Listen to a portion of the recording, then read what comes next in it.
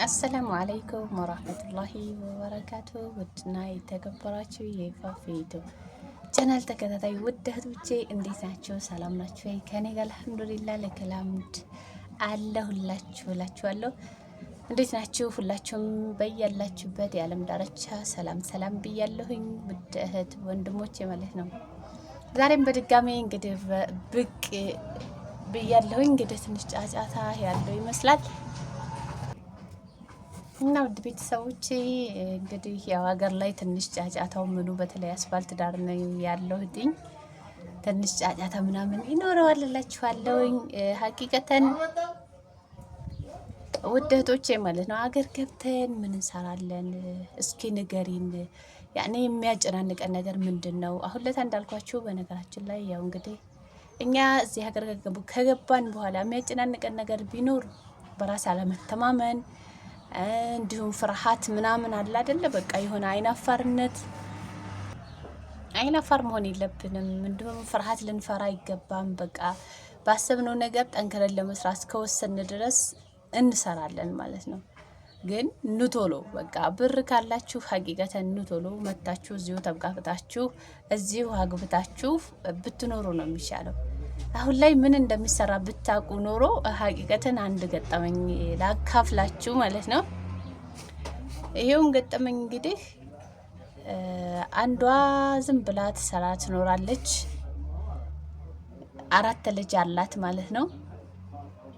4 ልጅ ኖሯት በቃ ልጆቿ ራሱ እሷን አክለው ምናምን አረብ ሀገር እስከ መላክ ደረጃ ደርሳ ያን ሁሉ ደብቃው ታገባዋለች ማለት ነው። እሱም 2 ልጆች ያሉት እና በጣም የገረመኝ የልጅቷ ድፍረት ነው። አንደኛ ያላትን ልጆች አልተናገረችም። በጣም ነው የሚያስጠላው። እዚህ ጋር ያለው መሸዋወድ በቃ በገንዘብ ሁሉም ገንዘብ ለማግኘት በቃ የሚያደርገው ጥረት ልነግራቸው አልችልም።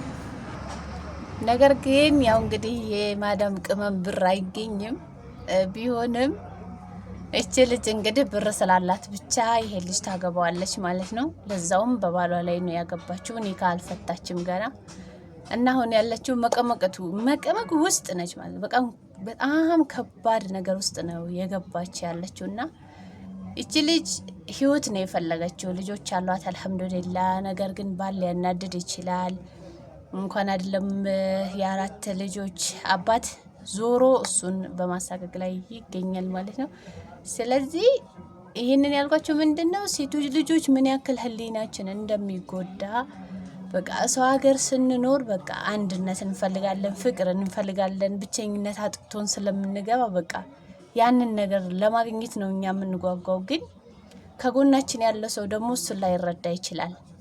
ከጎናችን ያለ ሰው ወይ ለብር ሊሆን ይችላል የሚቀርበን፣ ወይ ለመውለድ ሊሆን ይችላል የሚቀርበን፣ ወይ ደግሞ ቤት ካለን ለቤታችን ሊሆን ይችላል የሚቀርበን። ከዛ ውጪ ግን በጣም ነው የሚያዳግተው።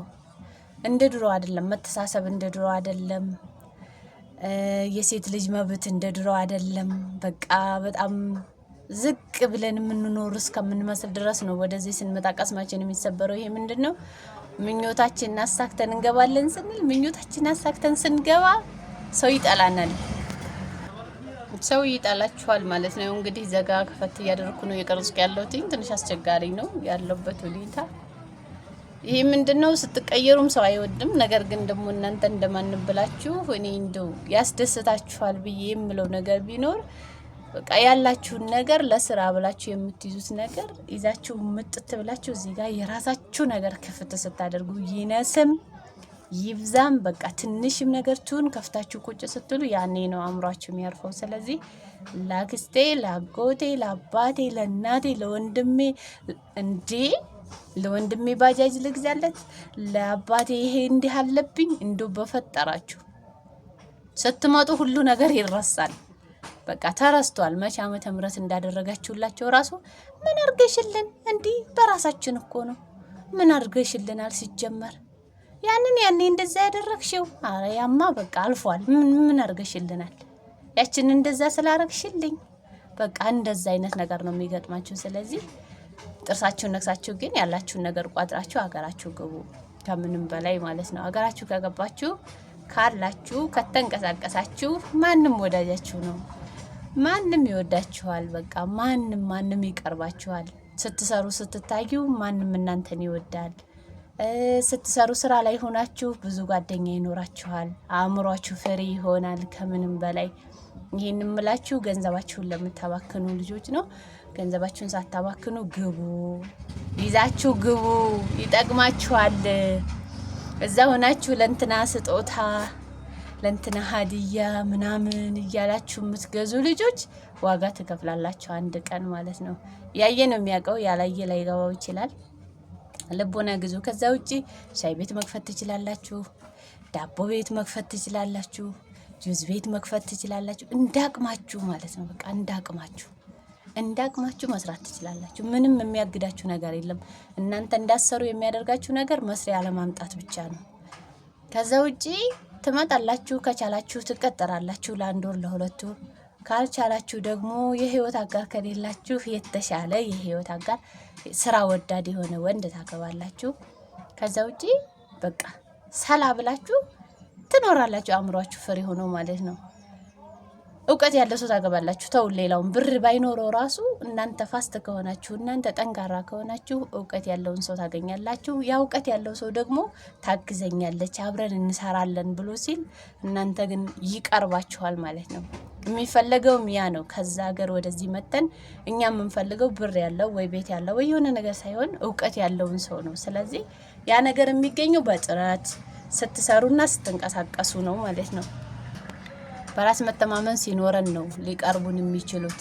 ከዛ ውጪ ግን ህይወት ወላሂ በጣም ነው የምታስጠላው። ግን አልሐምዱሊላህ ትኖራለች።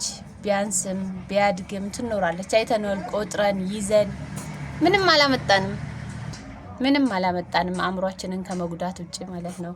ህሊናችንን ከማድከም ውጪ ማለት ነው። ስለዚህ እዚሁ መታችሁ በቃ እርፍ ግልግል። ስለዚህ እባካችሁ ወዳጆቼ ስሪልን ካላችሁ ልሰራላችሁ እችላለሁ። ከዚህ በፊት እንግዲህ ፋፊ ሻይ ቤት ከፍታ ነበረ። ያንንም ሼር አድርግላችኋለሁ። ያው እንግዲህ አላዋጣኝ ብሎ ቀይሬዋለሁ ማለት ነው። አንደኛ ቦታው ነው። በአብዛኛው አሁን ቦታ ይወስነዋል። እንዳልኳችሁ አደስም ከመሆን አንፃር እንደመጣሁ ነው። ያው ሰዎች ጋር ለመግባባት ስል ነበረ ያ ሻይ ቤት ተከፍቶ የነበረው። በጣም ደስ የሚል ጊዜ ነበር። ያው አላከሰረኝም። አእምሮዬን ፍሬ አድርጎኛል። ሰው አገናኝቶኛል። ሰው አግኝቻለሁ። ጓደኞች አሉ። ሰው አለ። በቃ የስራ ፊልድ ራሱ እንደዚህ ነው ብሎ የሚመክራችሁ ሰው ራሱ ሰው ጋር ስትሉ ታገኛላችሁ። ስለዚህ የራስ መተማመን ካላችሁ እናንተ ለመስራት ወደ ኋላ የሚያግዳችሁ ነገር ምንም የለም።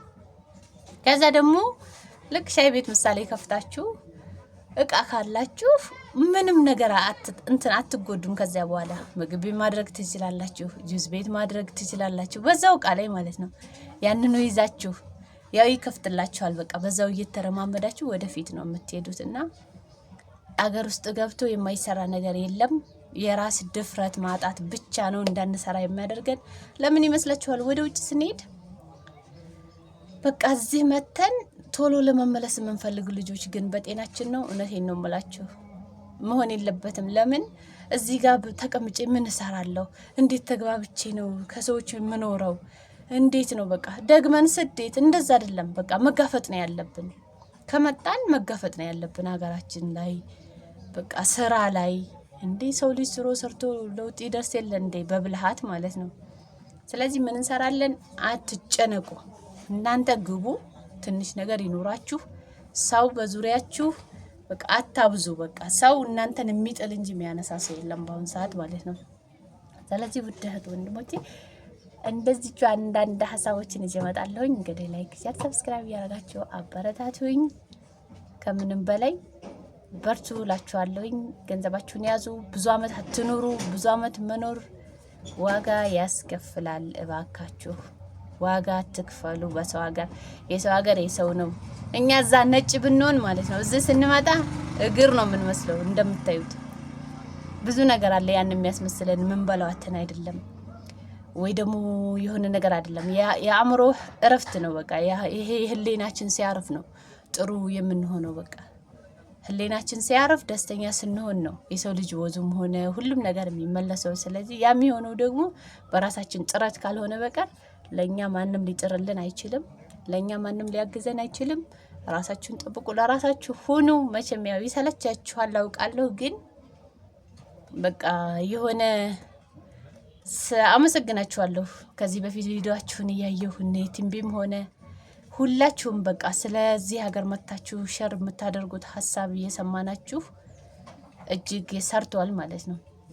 እኔ ላይ ሰርቷል። እውነቴን ነው የምላችሁ። በቃ እኔ ላይ ሰርቷል። ምክራችሁ እኔ ላይ ስለሰራ ነው ያለፉት የመከሩን እኔ ላይ ስለሰራ ነው በሰዓቱ።